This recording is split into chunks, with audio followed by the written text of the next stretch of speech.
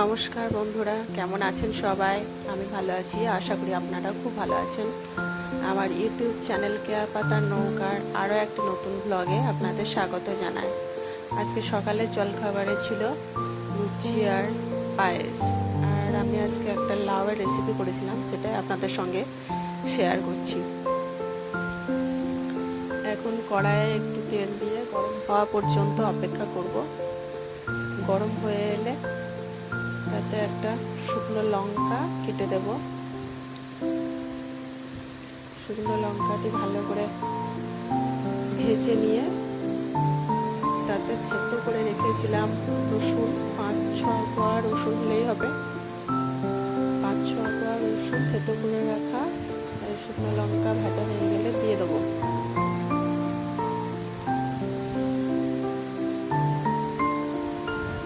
রসুনটাকে একটু ভালো করে লাল লাল করে ভেজে নিতে হবে। দেখুন, আমি একটু নেড়ে চেড়ে ভালো করে ভেজে নিয়েছি। তারপর তাতে বড়ি গুঁড়ো, 2টো বড়িকে গুঁড়ো করে নিয়েছি এবং তা দিয়ে দেবো। এই বড়িগুলো আমার হাতের তৈরি, আমি বাড়িতে করেছিলাম, তাই এনেছি এখানে। গুঁড়ো করা বড়িগুলো দিয়ে দেবো। এবার এই সময় গ্যাসের ফ্লেমটা একটু লো রাখবেন, নাহলে বড়ি রসুন পুড়ে গেলে টেস্ট আসবে না। রসুন আর বড়ি একটু ভালো করে ভাজা হয়ে গেলে তাতে কেটে ধুয়ে রাখা লাউ দিয়ে দেবো। আমি লাউগুলোকে এরকম পাতলা পাতলা চড়া চড়া করে কেটেছি। এটা একটা পটল লাউ ছিল, লম্বা। এবার কিছুক্ষণ ভালো করে নেড়ে চেড়ে নিয়ে তাতে একটু হলুদ গুঁড়ো দিয়ে দেবো। হলুদ গুঁড়ো দিয়ে দিয়েছি। এবার আবার ভালো করে নেড়ে চেড়ে নিয়ে পরিমাণ মতো নুন দিয়ে কিছুক্ষণের জন্য ঢাকা দিয়ে দেবো, সেদ্ধ হওয়ার জন্য। আর এখানে এক্সট্রা কোনো জল লাগবে না, লাউ থেকেই প্রচুর জল বের হয়। আর যদি ঘরে ক্ষেতের লাউ হয় টাটকা, তাহলে তো প্রচুর জল বের হয়, কিন্তু এটা বাজার থেকে কেনা, অত জলও বের হয়নি। কিন্তু সেদ্ধ হওয়ার মতো জল সব লাউ থেকেই বের হয়। এবার নুন দেওয়ার পর এভাবে ভালোভাবে নুন হলুদ মাখিয়ে নিয়ে সেদ্ধ হওয়ার জন্য কিছুক্ষণ ঢাকা দিয়ে রেখে দেবো।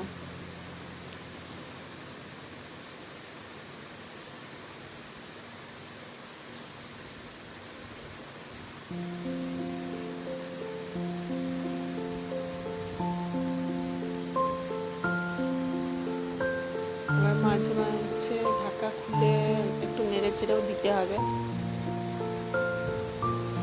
এই যে আমি ঢাকা খুলে একটু নেড়ে নিয়েছি আর দেখে নিয়েছি কতটা সেদ্ধ হয়েছে। এপিট ওপিট করে দিতে হবে। এই যে আমি ভালো করে নেড়ে নিয়েছি ঢাকা খুলে, এবং আবারও আমি থালা ঢাকা দিয়ে রেখে দেবো কিছুক্ষণের জন্য, যাতে আরও ভালোভাবে সেদ্ধ হয়।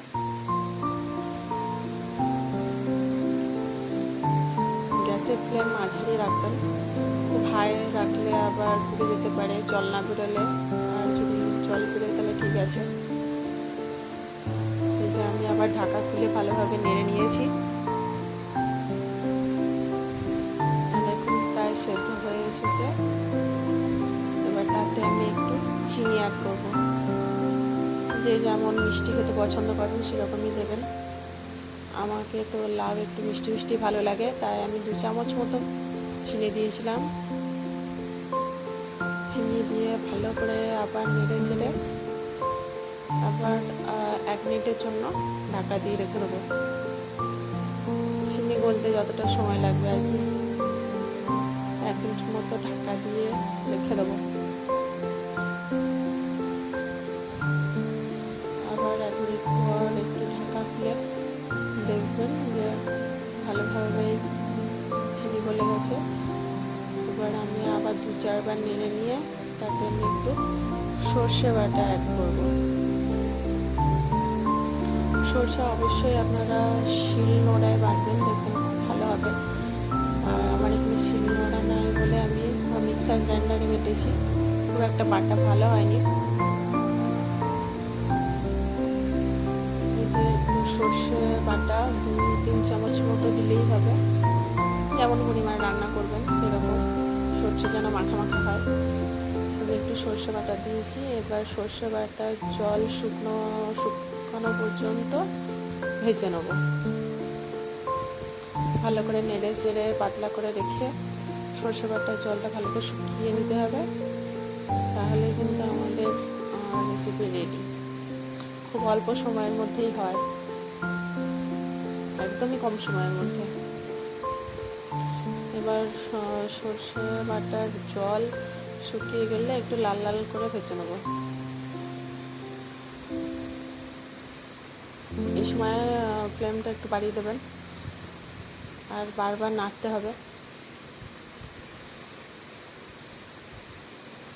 আপনার বাড়িতে একবার অবশ্যই করে দেখবেন, যারা জানেন না, আর যারা আগে থেকে জানেন তারা তো খেয়েছেন।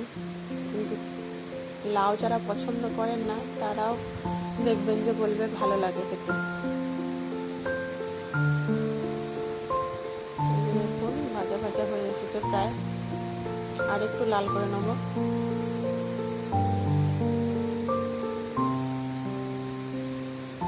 এভাবে পাতলা করে কড়াইয়ে পাতলা করে রেখে ভেজে নেবেন, তাড়াতাড়ি হবে। আর বারবার নেড়ে চেড়ে দেবেন। এই যে দেখুন আমার লাল লাল হয়ে ভাজা হয়ে গেছে।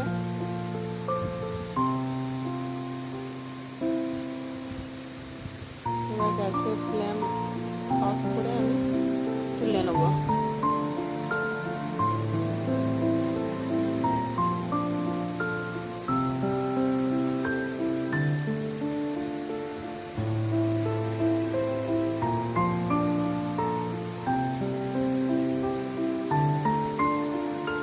যে লাউ কেটেছিলাম, যে খোসাটা ছিল, সেই খোসাটাকে আমি ফেলবো না, আজকে লাউ খোসার ভর্তা বানাবো।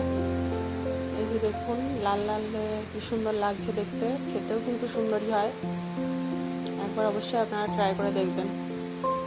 আর লাউয়ের খোসা দিয়ে আজকে ভর্তা বানাবো, তাই কড়াইটা একটু তেল দিয়ে গরম হওয়া পর্যন্ত অপেক্ষা করবো।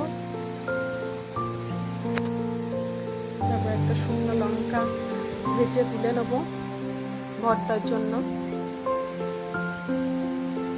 এবার ওই তেলেই একটু পেঁয়াজ, সামান্য পরিমাণ পেঁয়াজ কেটে ভেজে নেব। পেঁয়াজের মধ্যে আমি নুন দিয়েছি, যাতে নুন হলুদ সবই দিয়েছি, যাতে তাড়াতাড়ি পেঁয়াজটা নরম হয়। একবারেই পরিমাণ মতো নুন দিয়ে দিয়েছি, যতটা লাগবে।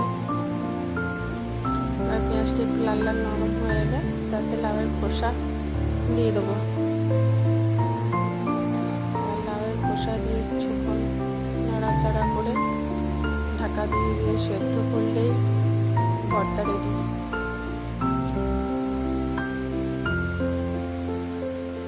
আপনারা চাইলে আরও ছোট করে লাউয়ের খোসা কাটতে পারেন। আমার যেমন কাটা ছিল সেরকমই ধুয়ে আমি নিয়ে দিয়েছি। বা কিছুক্ষণ নেড়ে চেড়ে নিয়ে, নুন যেহেতু পেঁয়াজের পরিমাণ মতো দেওয়া আছে তাই আর নুন লাগবে না, ভালো করে নেড়ে চেড়ে নিয়ে একটা ঢাকা দিয়ে 2-3 মিনিটের মতো লো ফ্লেমে রেখে দেবো।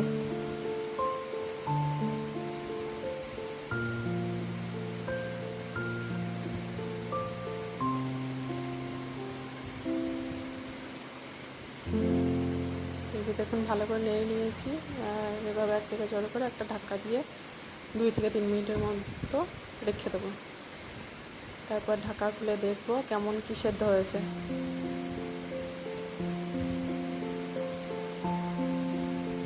ঢাকা খুলে দেখছি আমার খুব একটা ভালো সিদ্ধ হয়নি, কারণ লাউটা টাটকা ছিল না। তাই আমি একটু তাতে জল দিয়ে দেবো সেদ্ধ হওয়ার জন্য। সামান্য পরিমাণে জল দেবো, যাতে একটু ভালোভাবে সেদ্ধ হয়ে যায়, নরম হয়।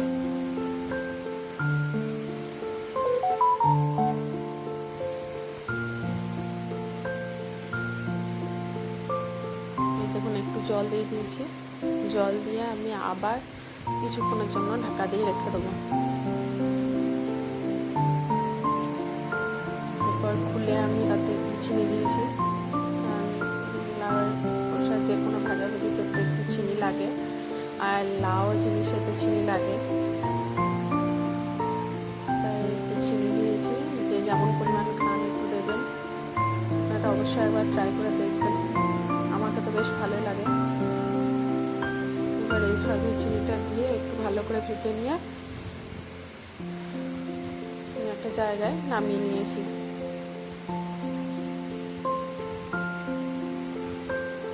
এবার ঠান্ডা হলে ভালো করে একটু ভাত দিয়ে মাখিয়ে নিতে হবে, তাহলে ভর্তা রেডি।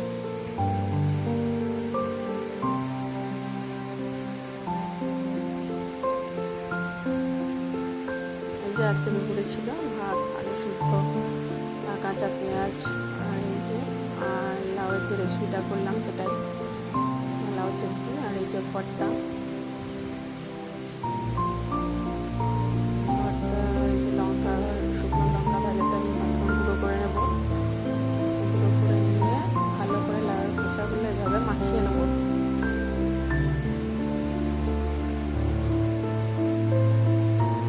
আপনারা অবশ্যই একবার করে দেখবেন, আর ভালো লাগলে লাইক, শেয়ার ও কমেন্ট করবেন, আর আমার চ্যানেলকে সাবস্ক্রাইব করতে ভুলবেন না। আজকের মতো এখানে শেষ করছি। আবার আপনাদের সঙ্গে দেখা হবে পরবর্তী নতুন কোনো ব্লগে। ভালো থাকবেন, সুস্থ থাকবেন, নমস্কার।